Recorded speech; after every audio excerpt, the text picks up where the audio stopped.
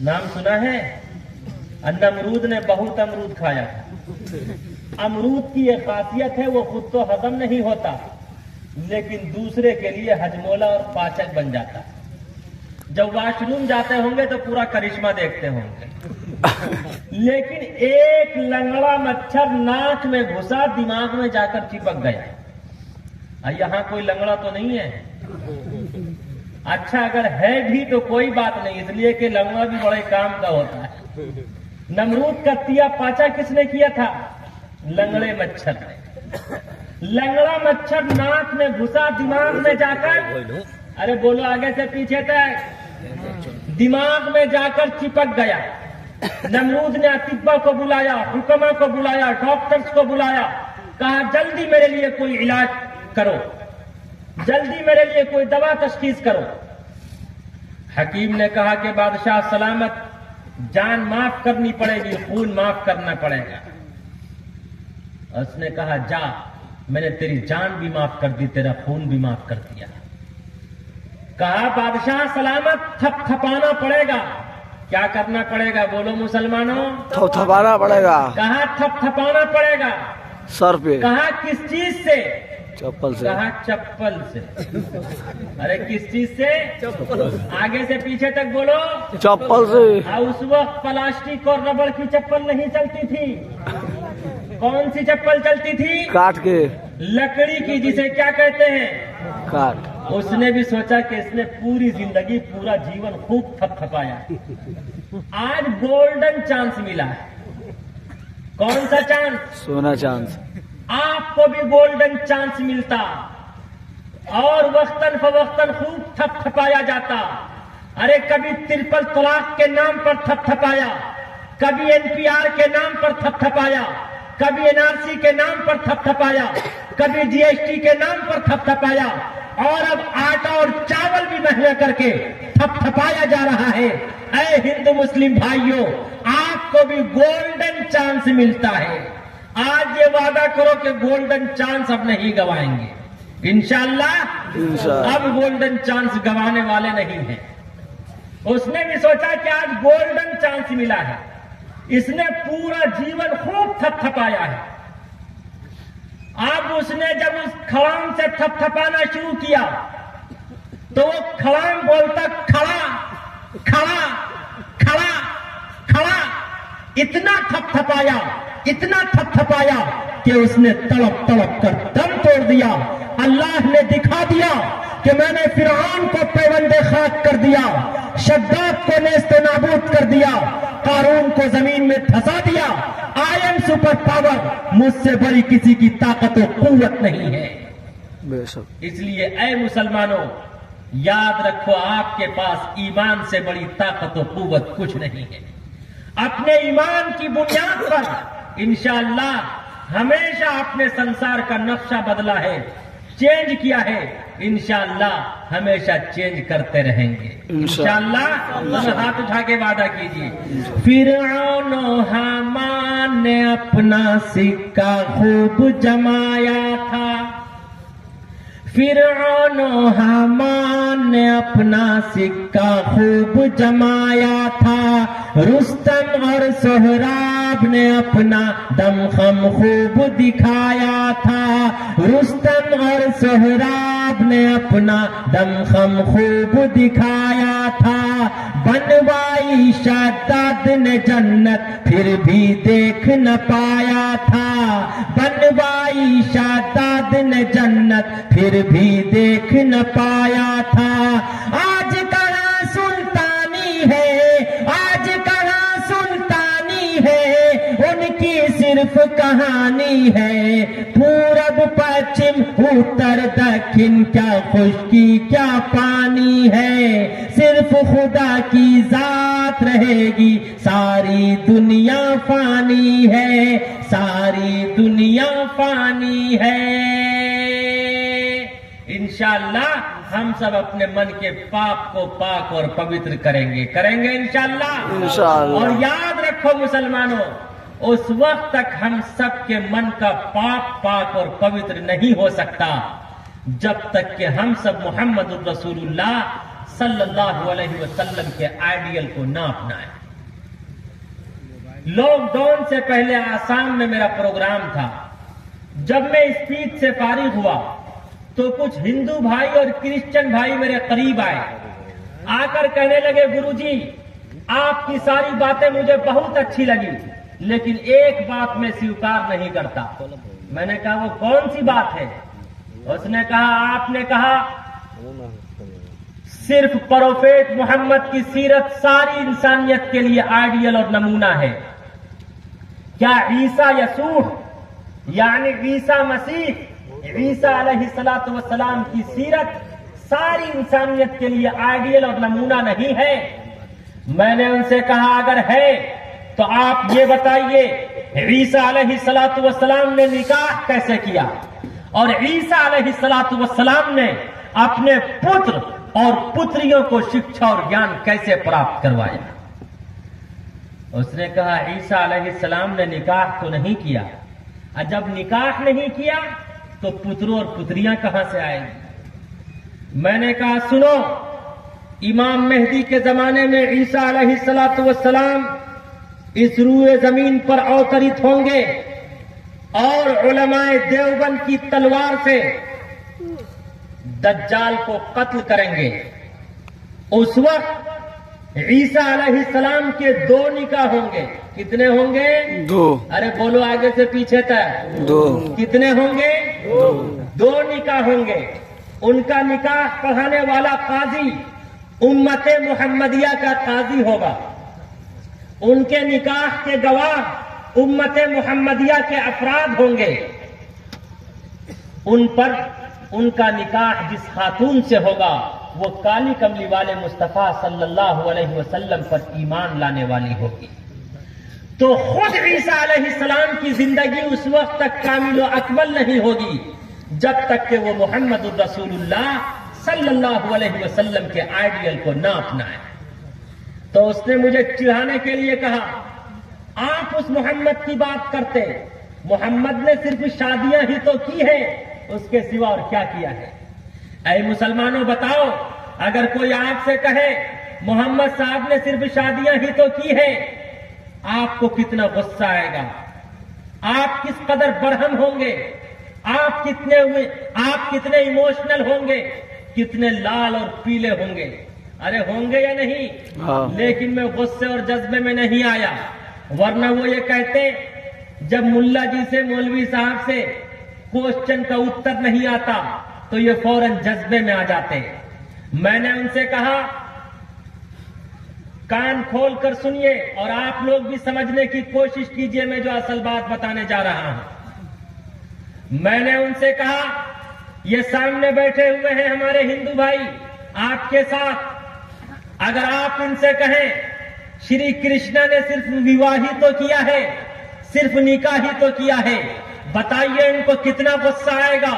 इसलिए कि बेशक आप अलैहिस्सलातु वस्सलाम ने 12 विवाह किया, लेकिन उठाओ महाभारत साफ वजाहत के साथ है, श्री कृष्ण जी ने 16,108 विवाह किया, जिनमें से 9 पत्नियों का तस्करा खुद महाभारत में मौजूद है।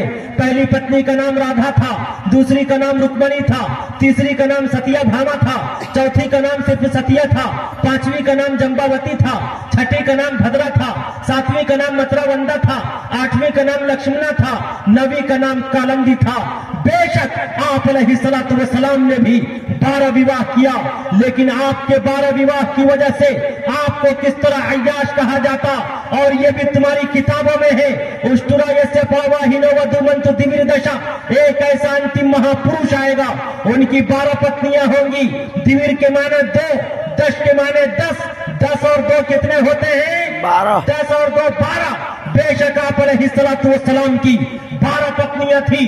पहली पत्नी का नाम खदीजा था, दूसरी का नाम सौदा था, तीसरी का नाम आयशा था, चौथी का नाम हफ्सा था, पांचवी का नाम ज़ैनब बिनते खुज़ैमा था, छठी का नाम उम्मे सलमा था, सातवीं का नाम ज़ैनब बिनते जहश था, आठवीं का नाम जुवेरिया था, 9वीं का नाम उम्मे हबीबा था, 10वीं का नाम सफिया था, 11वीं का नाम मैमूना था, 12वीं का नाम मारिया कित्तिया था, जिसे यमन के बादशाह ने बांदी के तौर पर पेश किया था। बाद में आपने उससे निकाह किया और उसी से इब्राहिम नामी पुत्र पैदा हुआ। मैंने उनसे कहा, बताओ, अगर तुम श्री कृष्ण जी की 16,108 पत्नियां थी, तुम श्री कृष्ण जी को अय्याश और रंगीला नहीं कह सकते, तो बताओ मोहम्मद साहब को कैसे कह सकते? बेशक। और नऊज़ बिल्लाह, मुहम्मदुर रसूलुल्लाह सल्लल्लाहु अलैहि वसल्लम जबकि पूरे यंग थे। आज का कोई नौजवान किसी बुढ़िया से विवाह करेगा, लेकिन अंतिम महापुरुष उनकी एज 25 वर्ष की थी। उस वक्त हजरत खदीजतुल कुबरा की एज 40 साल थी। उनके 2 शौहर, 2 हस्बैंड डेट कर चुके थे। मुहम्मदुर रसूलुल्लाह को अय्याश और रंगीला रसूल कहने वालों, कान खोल कर सुन लो। अगर मुहम्मदुर रसूलुल्लाह सल्लल्लाहु अलैहि वसल्लम नऊज़ बिल्लाह अय्याश होते, तो 25 साल की उम्र में एक 40 साल खातून से, एक बुढ़िया से विवाह नहीं करते। और जब तक खदीजतुल कुबरा जिंदा रही हैं, उस वक्त तक आपने दूसरा निकाह नहीं किया। 53 साल तक आपकी एज टोटल कितनी थी? 63 साल। लेकिन 53 साल आपने हजरत खदीजतुल कुबरा के साथ अपना जीवन बिता दिया। उसके बाद अल्लाह की मर्जी से, इसलिए कि यज्ञम पर चोच्छाम्यवम सतदूधूत विवोचति पूर्वयम गतम कस्तदि विभारता। कोई भी महापुरुष, दम्बरिवर्स said to their apostles, we will drive you out of our land. कोई भी महापुरुष ईश्वर की रजामंदी के बगैर कोई काम नहीं करता। अगर आपने, या हो सकता है आपके अकीदे के मुताबिक श्री कृष्ण जी भी नबी हो, महापुरुष हो, अवतार में से हो, इसलिए कि कुरान में सिर्फ 24 और 25 नबियों का नाम आया है।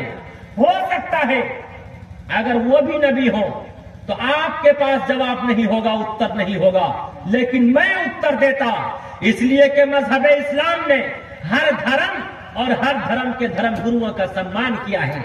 इसलिए मैं मुहम्मदुर रसूलुल्लाह सल्लल्लाहु अलैहि वसल्लम को आखिरी नबी मानता। और श्री कृष्ण जी का भी सम्मान करते हैं हम लोग, श्रीमती सीता का भी सम्मान करते, श्री लक्ष्मण का भी सम्मान करते। याद रखो, हमारे पुरखों ने ये पाठ पढ़ाया है, मजहब इस्लाम ने हर धर्म और हर धर्म के धर्म गुरुओं का सम्मान किया है। इसलिए हम भी सबका सम्मान करेंगे, सबका आदर करेंगे। जब मैंने उनके इस क्वेश्चन का ये उत्तर दिया तो उसने मुझे और चिढ़ाने के लिए कहा, तो आप बताइए मोहम्मद साहब ने 12 विवाह क्यों किया? और ये फैजाने देवबंद था कि इस क्वेश्चन का उत्तर उस वक्त मेरे कल्ब पर अवतरित हुआ। मैंने उनसे कहा कि सुनो, दुनिया का कोई मनुष्य, दुनिया का कोई व्यक्ति, दुनिया का कोई यंग अगर किसी खातून से निकाह करेगा, विवाह करेगा, तो वो इन्हीं 12 खवातीन में से कोई न कोई खातून होगी। वो उम्र में बड़ी होगी या छोटी होगी। कितने हुए? अरे बोलो।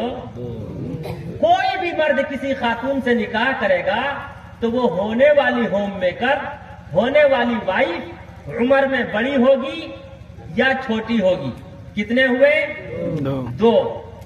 अमीर होगी या गरीब होगी। कितने हुए? अरे बोलो। 2। कंवारी होगी, शादीशुदा होगी या मुतल्लका होगी। कितने हुए? 7। अरे 7। कितने हुए? 7। उसका कॉन्टेक्ट उसी की बिरादरी से होगा या उसकी बिरादरी से नहीं होगा। कितने हुए? 9। वो पहले से मुस्लिम होगी या नॉन मुस्लिम होगी। कितने हुए? 11। अरे बोलो आगे से पीछे तक। 11। वो मेड सर्विस होगी यानी बांदी होगी। आजाद करने के बाद आपने उससे निकाह किया होगा। कितने हुए? 12। मैंने कहा बेशक आप अलैहिस्सलातु वस्सलाम ने 12 निकाह किया, लेकिन आप अलैहिस्सलातु वस्सलाम ने अपने 12 निकाह और 12 विवाह के जरिए सारी इंसानियत और मानवता को मोहब्बत और प्रेम का संदेश दिया कि अगर तुम्हारा निकाह किसी ऐसी खातून से हो जो उम्र में बड़ी हो, उसके साथ जीवन उसी तरह बिताना जिस तरह मैंने बिताया। अगर तुम्हारा निकाह किसी ऐसी खातून से हो जो उम्र में छोटी हो, उसके साथ जीवन उसी तरह बिताना जिस तरह मैंने बिताया। अगर तुम्हारा निकाह किसी ऐसी खातून से हो जो अमीर हो, उसके साथ जीवन उसी तरह बिताना जिस तरह मैंने बिताया। अगर तुम्हारा निकाह किसी ऐसी खातून से हो जो उम्र में छोटी हो या गरीब हो, उसके साथ जीवन उसी तरह बिताना जिस तरह मैंने बिताया।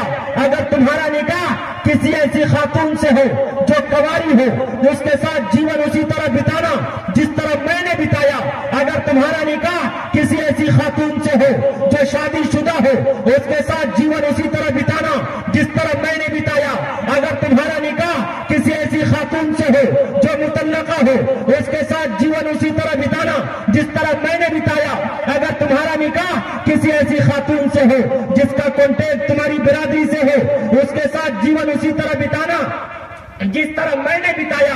अगर तुम्हारा निकाह किसी ऐसी खातून से हो जिसका कॉन्टेक्ट तुम्हारी बिरादरी से ना हो, उसके साथ जीवन उसी तरह बिताना जिस तरह मैंने बिताया।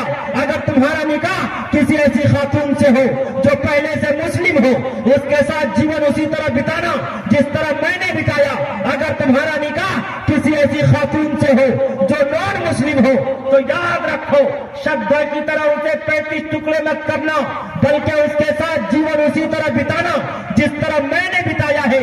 अगर तुम्हारा निकाह किसी ऐसी खातून से हो जो मेल सर्विस हो यानी बांदी हो, तुमने उससे निकाह किया हो, तो याद रखो उसके साथ जीवन उसी तरह बिताना जिस तरह मैंने मारिया कुत्तिया को आजाद करके उससे निकाह करके उसके साथ जीवन बिताया है।